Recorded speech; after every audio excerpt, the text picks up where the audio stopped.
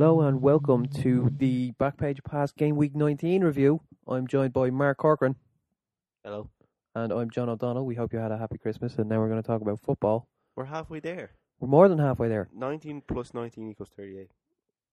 That's a fact. Oh, and we're living on a prayer. Yeah. Well, I'm not. I'm not very religious, but...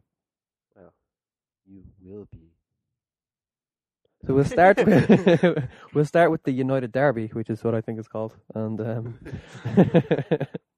it's the second time these teams have played, so we get to do that now. We get to rehash over what we said earlier when we were completely wrong. How do you mean?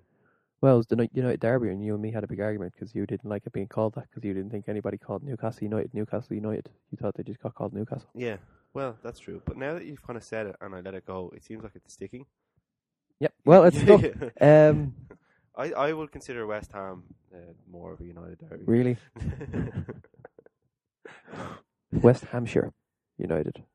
We'll start with the disallowed goal. This was the biggest talking point, I suppose, when... Well, it wasn't disallowed. It was disallowed and then it was allowed. Well, it was allowed, then it was disallowed. And then it was allowed again. Which was... So I went from, yay, because Mark follows Manchester United, whereas I follow Newcastle, so I went from yay to to... I'd say it was great crack in the stands if you're over beside the Newcastle fans, and first the Newcastle fans go ballistic, and then the United fans are like, take that, and then the Newcastle fans go ballistic again. So I'd say it was pretty fun for them. But yeah. I think we were talking about this, and I think we're kind of on the same page. Just about. We were looking at the rule, and do you have the rule there? I will read I suppose you need the diagram. Yeah, well, there's a diagram with it, but an attacking player in an offside position runs towards the ball, preventing an opponent from playing or being able to play the ball, and that's offside, or else a player is making any gesture or movement which deceives or distracts a player. And I would argue that Papi Cisse is distracting Jonny Evans. You could argue that. However, Jonny Evans is holding Papi Cisse. Yeah, so maybe. So who's distracting who in that situation? It looked to me, I wanted to say, it looked a bit like Jonny Evans. He's both hands on Cisse, so you're not sure how much pressure. Yeah. They never really showed that bit in close up. Yeah, they don't really seem to have the proper angle. Whereas if it was live on Sky, you probably would have got the proper angle there. Yeah, but nobody seemed to give a crap about that one. They just kind of went, oh, well, is he offside or isn't he? But, is he fouling or isn't he? Which is the real debate. The thing about that, if they gave a penalty for it, there's 100 things like that go, particularly at corners, that never get given. And that's obviously wrong, but it's just the way it is. So, I don't know. I'm not that fundamentally opposed to the goal being given. But I thought maybe it should have been a penalty because... But is it a penalty? Outside. Is it a penalty and they're playing the advantage? I don't know if you never get privy to what's been said because the linesman puts his flag up. He could be signalling for a foul there, or he could be signalling for an offside. Well, he just has to say he's in an offside position. The linesman. That's what that flag indicated. The way he waved it. And a foul would be putting across his chest, is it? Something like that. I don't know. Anyway, probably the right outcome came from that particular incident, but I don't like how that there's such a grey area there to what should be such a simple thing. I like the grey area. There's something to talk about. Yeah. If there was no referee in cock-ups, then we'd have nothing to talk about. Oh, there will still be refereeing cock-ups, even in the sports that there are Hawkeye and television replays. There's still plenty of cock-ups. Hooray, cock-ups! Yeah, but no, it probably was the right outcome in that particular incident. That Newcastle got the goal. It was Newcastle ran United. Speaking about the rest of the match, Newcastle ran United pretty closely because Newcastle they hadn't got their first choice for midfield. There was no Gutierrez, no Ben Arfa, no Kabay, no Thiote, and they still went in front 3 times. Yes, was Fergie not taking it seriously because he started Scholes and Giggs, Wooten and Tunnicliffe on the bench. Vidic was on the bench. He probably could have started. Yeah, I'd say he wouldn't play Vidic though because he only played him a few days prior and he's been out for a long while. Rooney, of course, got an injury in the training beforehand, so that probably explains what was going on the bench. Welbeck was out as well. So that probably explains why the bench is a bit weak. I wouldn't say he was taking it lightly, particularly after dropping 2 points. We had gone from 6 points to 4 points, and potentially if City had have won their game and United had have maybe slipped up, the gap would have been smaller again. So it's not a case of not taking it seriously. I think it's more a case of back in the day, like mid-90s, maybe early 2000s, teams that weren't expected to win at Old Trafford or Stamford Bridge or at Arsenal, Liverpool, they kind of did that whole parking the bus thing that Mourinho gave the name to. Even Newcastle I don't think they had that great a record of going to Old Trafford and really doing that much damage over the last couple of years. But the new thing clearly this season seems to be go for it. Tottenham showed that, scored 3 and won 3-2, but they should have won. They don't like it up them, I think is the expression you're looking for. Well, even just go. It's not about fouling them. It's just having confidence in yourself and go. What have you got to lose? You probably lose parking the bus. So actually go for it. You're going to provide entertainment to your travelling support. They'll appreciate it a lot more than trying to hang on for 90 minutes. And it's going to give confidence to your team. Like Newcastle will have plenty of confidence going into their next match after that. They were very unlucky to lose. And they scored 2 in particular great goals. Yeah, and 1 own goal. Well, isn't it funny that Jonny Evans and Patrice Evra have scored in both games, and they're not prolific goal scorers. So somebody got them some shooting boots for Christmas. Yeah. I was really impressed with Danny Simpson. He kept getting up the pitch and having shots, and then just in the last minute, he just a lapse of concentration for a split second, and and then Doritos in the last minute, last chance of the game fell to him, and he scuffed it. Poor Danny. But maybe that was the whole thing of going back to your old club. Did he play with Sunderland as well? On loan. Yeah. How do you feel about that, John? I don't care. You don't care? No. If you signed Stephen Fletcher, would you like I'd love it. Well, probably not. We have enough strikers, but if you're going to give us... I don't really have any players I want. If Andy Carroll went to Sunderland, how would you feel about that? I'd be heartbroken. He won't do that, though. He wouldn't do that. He didn't want to go to Liverpool. Why would he want to go to Sunderland? And De Gea, again, making the same mistake he made last week where he just punched it to the wrong. I'd blame him a lot more for this one than I would for the previous one, because I think it was the previous one against Swansea. The attacker was a lot closer to him and blasted it a lot harder, whereas this one kind of came out from a bit further. It wasn't hit particularly that hard, I didn't think. Perhaps it was just because lash and rain, greasy ball, greasy surface. But you have to be doing a lot better than that. I thought he nearly could have caught it. Speaking of greasy, Sunderland beat Man City, and Sunderland were playing Gardner at right back. So any sensible manager would have just put their best winger in that position. But City sold their best winger to Sunderland, and he scored. What he was doing from there, shooting from the position he shot from, fair play to him. I would if he.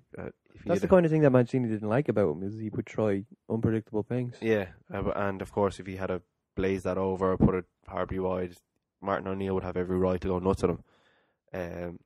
Horrible mistake from Joe Hart, though. Shocking position. Yeah, and from the best goalkeeper in the world, apparently. If he wasn't English, they wouldn't be saying that about him. Not a chance.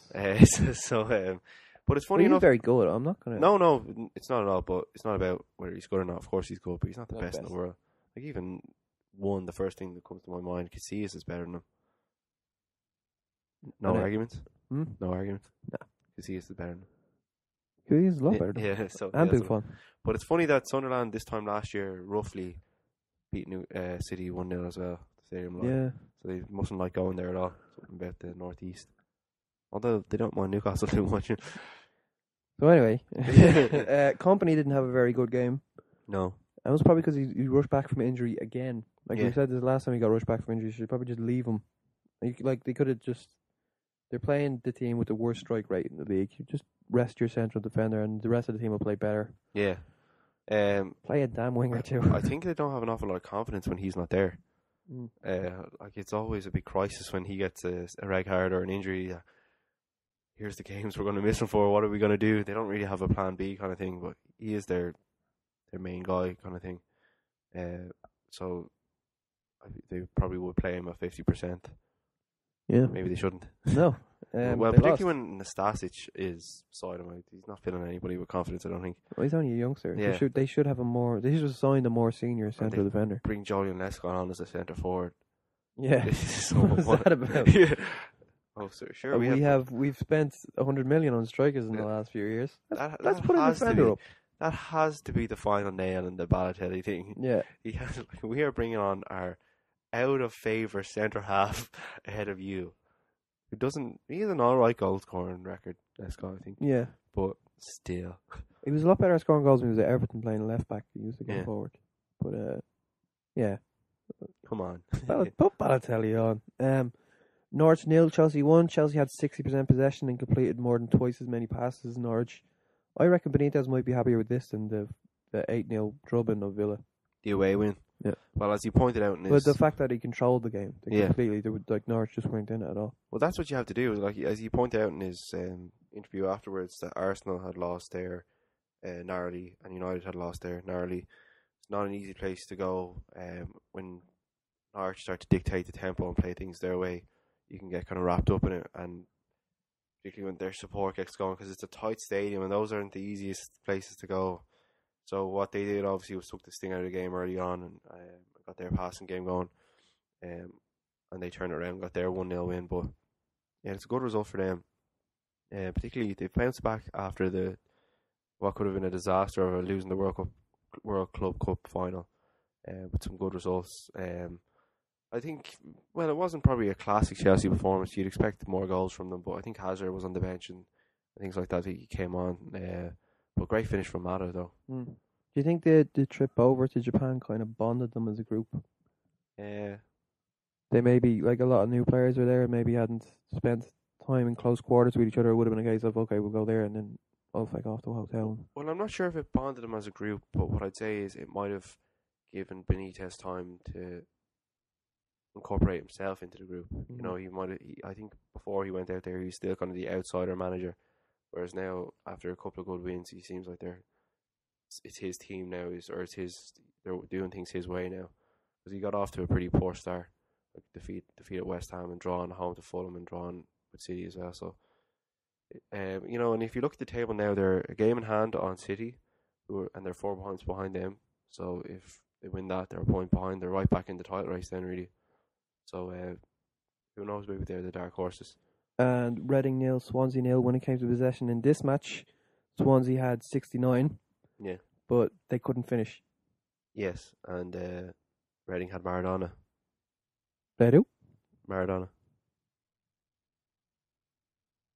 What? Radio silence. What am I missing? Adam Lafondra. Oh, the handball. Oh, yeah, right. Okay. Was your finish thing a joke? Because I didn't get it. Yeah, 69. Oh.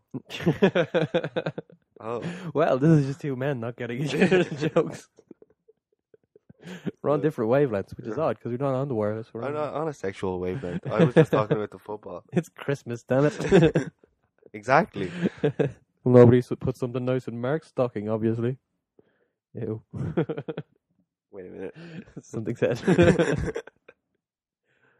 Yeah, but Swansea, they just didn't finish it off. Michu got injured as well, which must be wrong for them. For the sake of the Premier League, please don't be injured for a long time. I want him to have to go the whole season just on the form that he is now, because it's incredible. It really does make you think that, you know, the whole thing of the bigger clubs, they have it all wrapped up because of their money. Well, not necessarily. If you can buy a 2 million lad from nowhere in Spain who's going to score more goals than the 20 million guy from Arsenal, it really just blows the league wide open. If they can do that every year, then they'll be okay. Yeah, then they get up there and start challenging. Well, as Newcastle showed last season, it's scouting, good scouts. Who knows what's possible? But then they probably should have done that again this summer. Nah, not so much. Would you try and get Andy Carroll back? Everton 2, Wigan 1, and the penalty shout. That's the big talking point here. The Maloney over Osman. Penalty. That was brilliant on Soccer Saturday. Were you watching that? No. Where Cammy was like, absolute stonewall penalty. Oh, yeah, actually. And he goes back to the studio and he's like, not so much. No, I'm not sure about that one. But it was. It was, yeah. It looked like he kind of on a small screen or something. He did look like he didn't go through with it as much as he could have, but if he had, he would have taken Osman's kneecap off. So, well, from one angle where it's kind of behind Maloney, looks, how can you not give that a penalty? Mm-hmm. The angle where it looks like from behind Osman, it still looks like a penalty, but not as much. So maybe that was what Stelling was looking at. But no, you had to give that a penalty. And Everton winning without Fellaini. Yeah, but funny enough, from a big powerful header from Jagielka, he still had the power in the team to get over at the end. Power. Well, if Fellaini drops out, they put in Victor Anichebe. Yeah, He was quite a powerful player. power. Flexing my muscles. Anichebe is a guy that kind of burst onto the scene. What age is he now? Like 24, 25, probably. I would have thought, like, he came on with kind of James Vaughan. They were on the team at the same time. I kind of thought he'd have moved on to a different club because he gets very... But he gets little injured, playing. so nobody will buy him. Okay. But, like, he gets very little playing time. Yeah. I think it's like we were talking about with Amiobi last week, where when he's good, he's unplayable, but he's rarely good. Yeah. He's probably not on big wages anyway. I doubt it. Yeah. I'd say he's happy to be there. Fulham 1, Southampton 1. Martin Yol described himself as like a thunderstorm after the game. And Turkey and beer will do that to you. Yeah, I only really have come to realise Turkey does strange things to people. To your body. Yeah. Yeah. I didn't know that. I wonder what it is about turkey. It's a very dry bird. Well, there's a lot of food. I don't think it's just turkey, but turkey will get the blame. The sweet goodness of the biscuit tin. Oh, the biscuit tin. The sugar. Sugar is just like rocket fuel as well. Yeah, that's true. Oh, God. Yes, rocket fuel. Berbatov had that when he took his first goal well, but I don't think y'all was happy with him taking off his top. Getting booked for... Keep calm and Pastor Berbatov, you arrogant bastard. That's exactly why you got sold. Yeah, I'd say he loves being the big fish in the small pond. Yeah.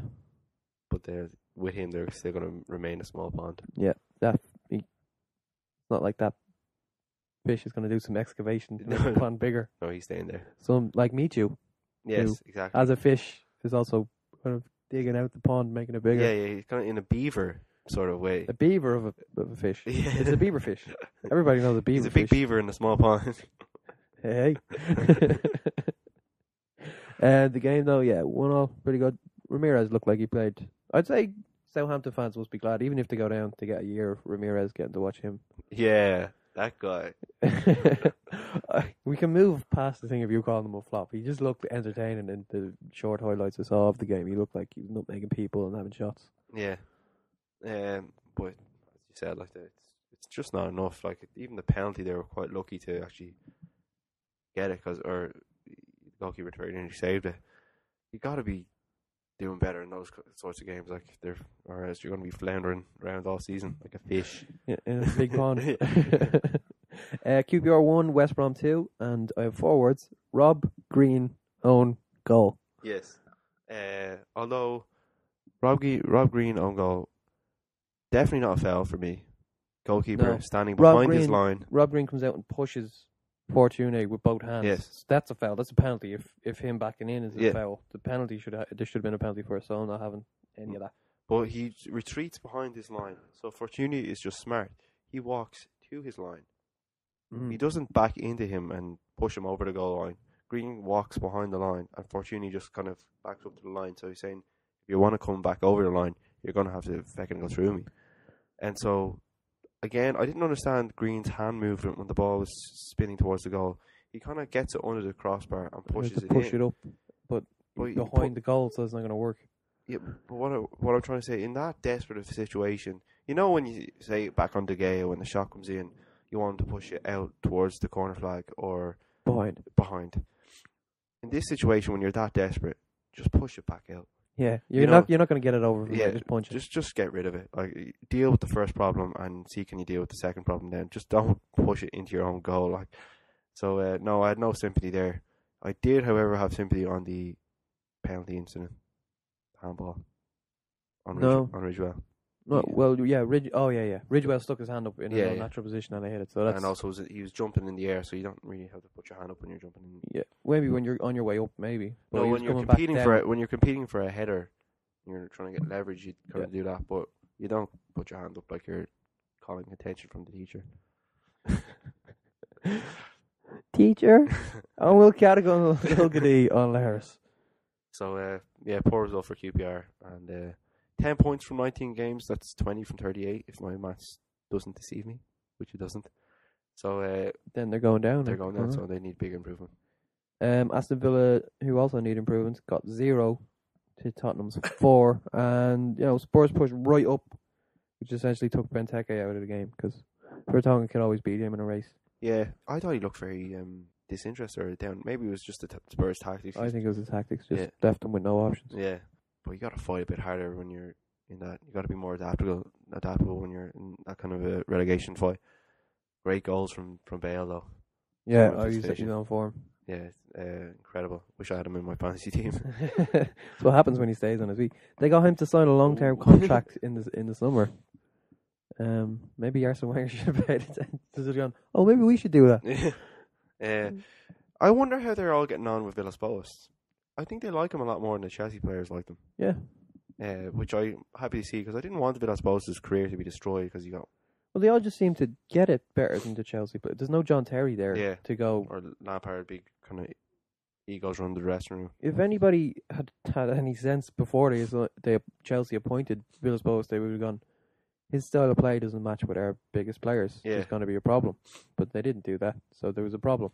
Well, I think when Chelsea first got Villas-Boas, they were like, well, these guys aren't going to be around that long. Which they aren't. Yeah. So Villas-Boas can be the transition guy, and then they just bottle it, really. Yeah. But I'm glad to see him doing well at Spurs. I hope they get fourth, because I think he could do well with them in Europe. I'd still prefer Arsenal, but to get fourth. Would you? Yeah. Why is that? No, I just like more of their players, I think. No, I like Spurs more than I like Arsenal. I like Bale. I like Defoe. I like. I'm just going through the whole team. Vertonghen, I like Vertonghen. Yeah. I even like Parker as well. Parker's alright. Yeah, maybe I do like them. I also think it would be good for the league if Arsenal and Spurs were more of an even peg, and I think Arsenal are still. I still like the idea of having another team capable of pushing the front two, and I think Arsenal have a better chance of that than Spurs. They don't. Arsenal are going nowhere, I don't think. Well, they've Cazorla and they've Wilshere, who are two top-class players, and if we can get the rest of the team up to their I just level. don't see that they have the ambition. I think Tottenham have more ambition.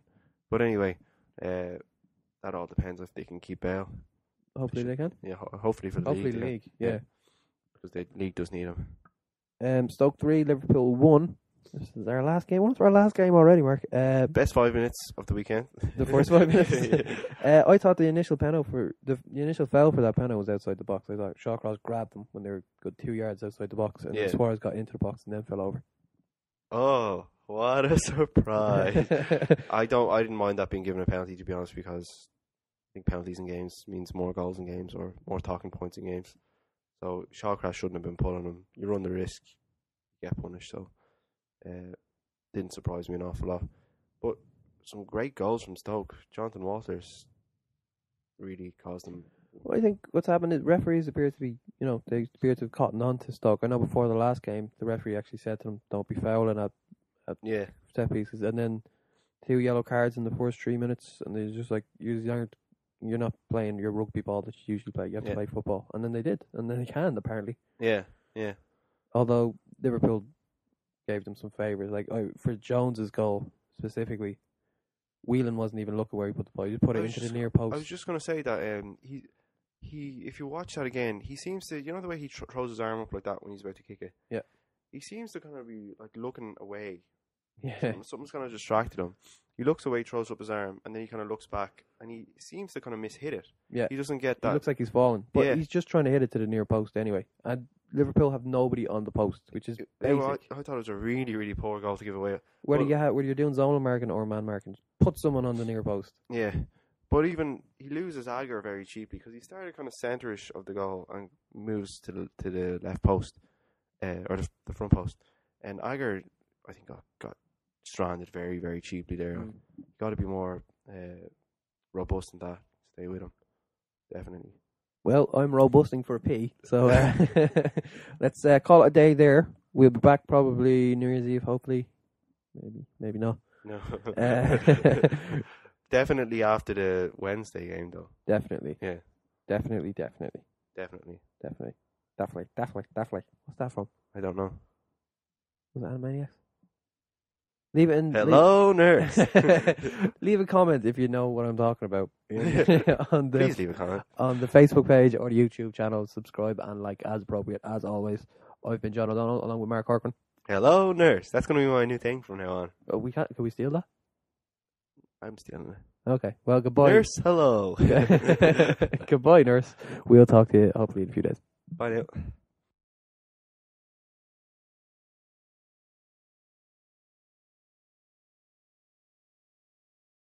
Hello? Oh, you're very loud for once. Hello? Hello? Hello? Hello? Hello? Hello? Hello? Yeah. Hello? Okay. That's where we're talking. Oh, I have no real script. What day is it? It is a Thursday. It's Thursday. Something about Christmas week, you never know what day it is. Yeah. It's always Christmas Day, Christmas Eve, Christmas Day, Stephen's Day, and that's what you call it. You don't call it Tuesday or Wednesday. Then you just lose the days. Maybe you don't. Okay. Touche.